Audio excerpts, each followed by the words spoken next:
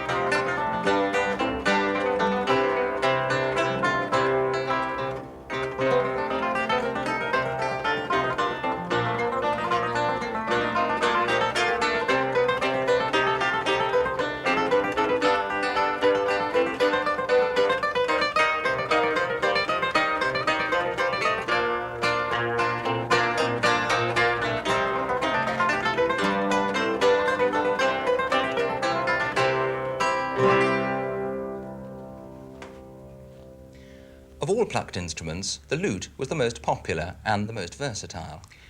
In the Middle East today, you can still buy the most exquisitely made lutes in places such as Cairo and especially Damascus, which is really the mecca of lute making. Just look at the marvellous marquetry and mother-of-pearl inlay on this one. And of course, it's not just making traditions, but playing traditions which survive as well.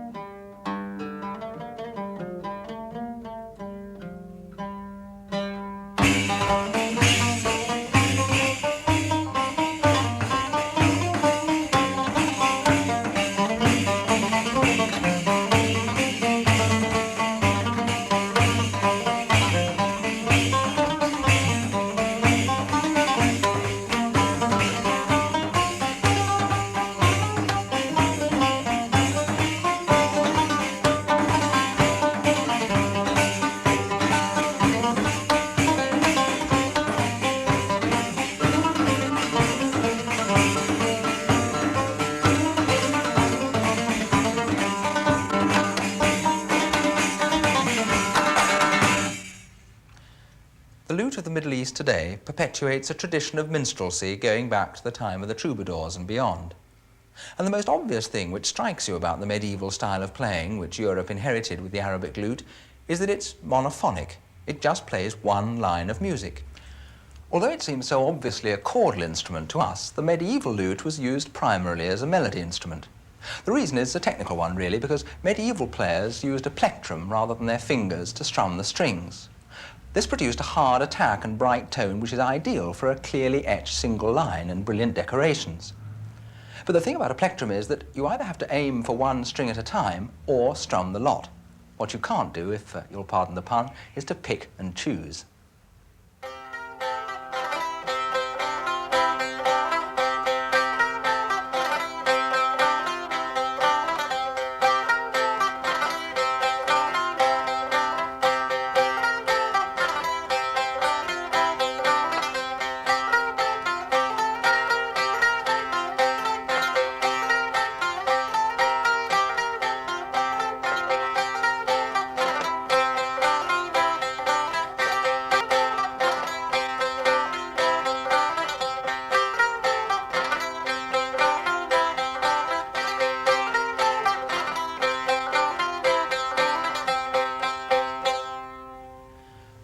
varied considerably in shape and size during the Middle Ages, although the two main types are the ones we've already seen, long neck plus short body, or large body plus short neck. The same variety and lack of standard form applies to the lute's relatives, the mandora, the cithole, and the gittern. In fact, there is a good deal of confusion as to exactly what was what in the early stages, and we're sometimes not quite sure how to describe some of the instruments we see depicted in medieval illustrations.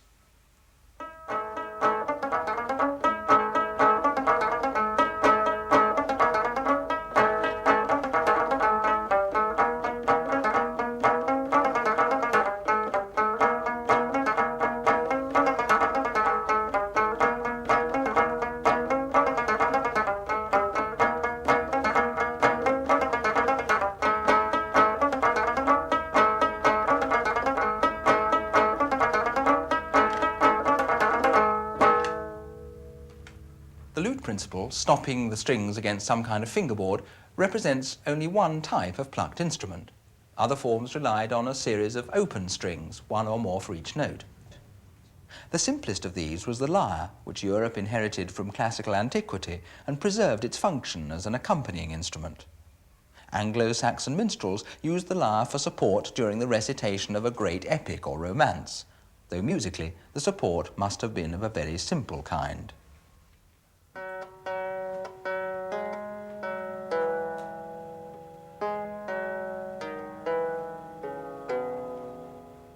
From Greek times onwards, the lyre occupied a place in mythology as well as real life, giving rise to miraculous accounts of its powers. According to an old Gaelic legend about a battle which allegedly took place in the year 1800 BC, a druid and two companions entered the enemy's camp where they found a magic lyre hanging up on the wall of the banqueting hall. At the voice of the druid, the lyre leapt from the wall and came straight to him, killing no less than 9 persons en route. The druid sat down and played the lyre, charming his hearers first to tears, then to laughter, and finally to sleep, at which point the druid and his companions made good their escape. Another instrument credited with supernatural powers was the harp. According to popular superstition, it could destroy the fiend's might. And in the 10th century, St. Dunstan, Archbishop of Canterbury, was accused of sorcery because he had left his harp standing where the wind could blow through the strings, producing magical and mysterious music.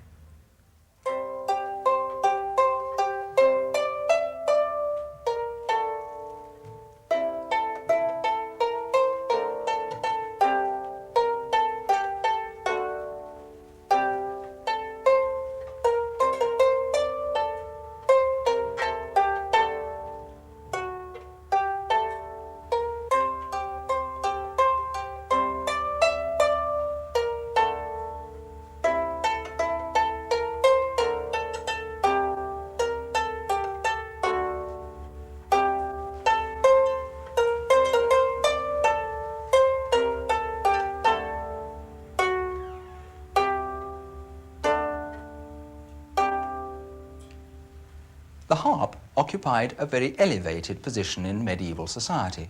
According to the 12th century laws of Wales, the 3 things indispensable for any gentleman were his harp, his cloak, and his chessboard, whilst the 3 things proper for any man to have in his house were a virtuous wife, his cushion on his chair, and his harp.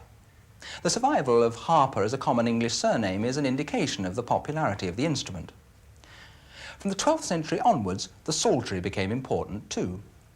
It varied enormously in the number of strings and in its shape and size.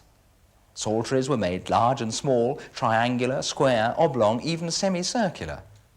But the most characteristic shape was snout-like, hence one Italian name for the psaltery, instrumento di porco. In its various guises, the psaltery was altogether rather a popular instrument. In Chaucer's Canterbury Tales, the young scholar Nicholas diverts himself upon the gay psaltery, and in the English romance of Agar and Grime, there's a charming account of a lady psaltery player.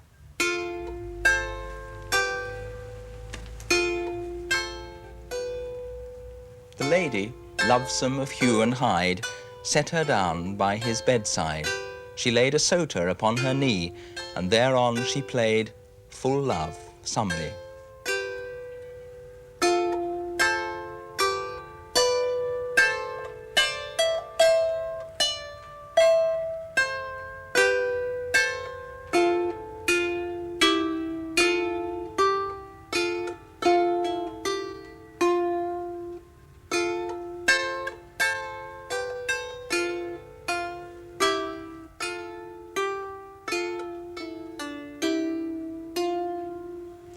can see what I meant at the beginning about the variety of plucked sound in the Middle Ages. Here's a piece which combines three of the most important types: mandora, harp and psaltery.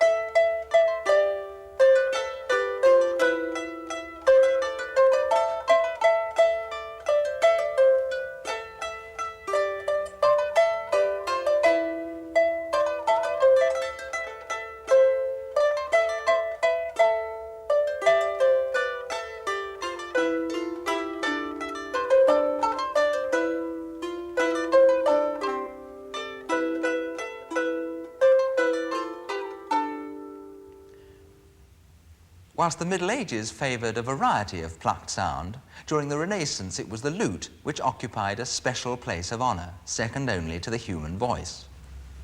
It was the courtly instrument par excellence, and its repertory was simply enormous. The importance of the lute in Renaissance music is reflected by the other arts. Philosophers discussed it, theorists endowed it with the power of Apollo's lyre, poets praised it, and painters never ceased their delight in depicting it, whether in the homely scenes of domestic music-making by the Flemish school, or in the sensuous and narcissistic portraits of Caravaggio. In England especially, the lute became almost a literary convention. Details of the instrument and its technique are woven throughout the whole fabric of Elizabethan and Jacobean literature. Hamlet's well-known remarks to Rosencrantz and Guildenstern, "You would pluck out the heart of my mystery," and "Though you can fret me, you cannot play upon me," are typical of many references of the period. The frets on the lute are the pieces of gut tied round the fingerboard to mark off each semitone.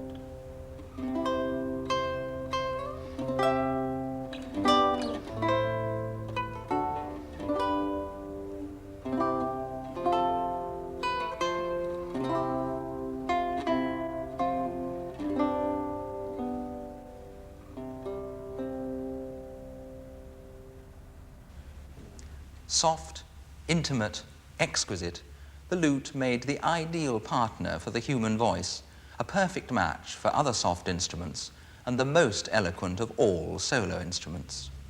From the end of the 15th century, lutenists abandoned the plectrum in favour of the new finger technique, which encouraged a range of nuance and a breadth of style never possible before. Much of the delicacy of the Renaissance lute comes from its incredibly light construction. The flat front or belly with its carved sound hole is about 1/16 of an inch thick, and the curved ribs which form the pear-shaped back are less than 1/32 of an inch thick. A well-made lute is so sensitive that it literally trembles in response to the touch. The lute developed a variety of offspring, all with the same sort of rounded back and gut strings. But there was what you might call a rival family too, with flat back and wire strings.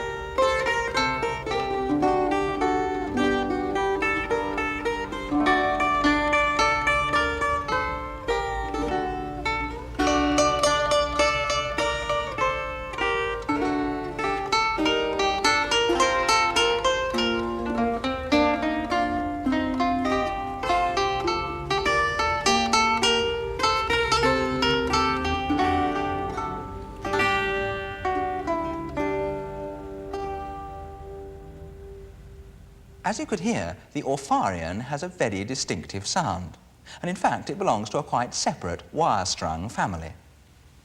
Metal had been used for plucked instruments since way back in medieval times, and it produces a more brilliant, hard attack than gut. The oldest metal-strung type is the cittern, specially associated with popular and folk music. Because it only has 4 courses or sets of strings, the cittern is so easy to play that almost anyone can learn to play a tune on it. As a result, the cittern acquired an undeservedly low reputation in Elizabethan times.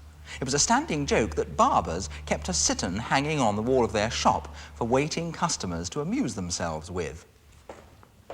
"Is she a whore?" asks one of Thomas Decker's characters. "Aye, a barber's cittern for every serving man to play upon."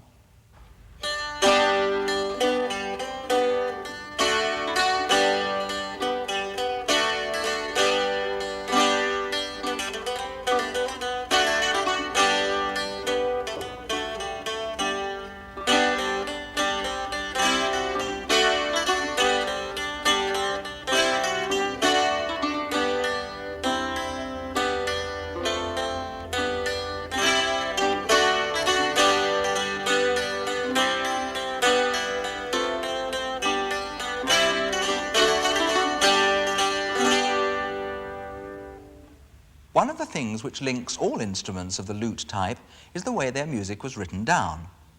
Their special system of notation was known as tablature, and although to the layman it may look rather complicated, to the player it's a great help, since basically it shows him where to put his fingers. Each line of the stave represents one course or pair of strings, and each letter indicates which fret to use. The rhythm of the piece is shown separately above the stave.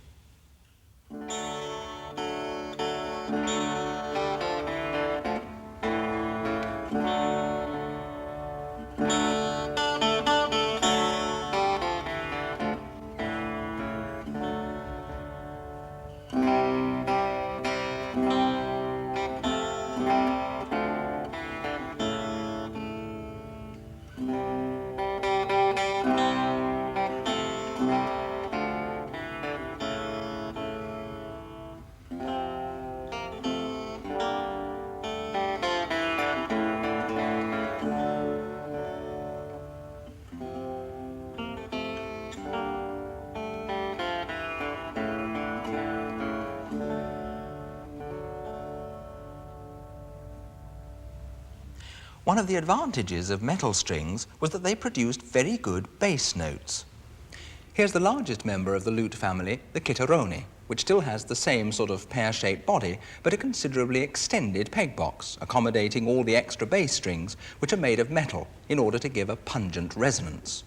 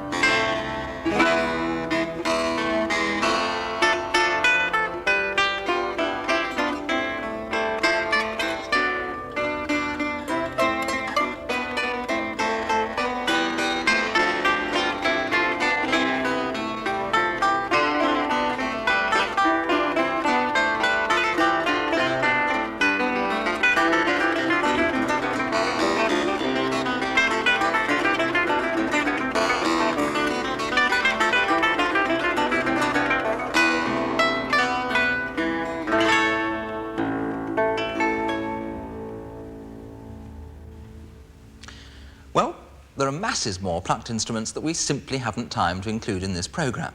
More obscure names like the penorcan, polyphant and stump, and some more familiar ones too, like the guitar, which was well established by the Renaissance.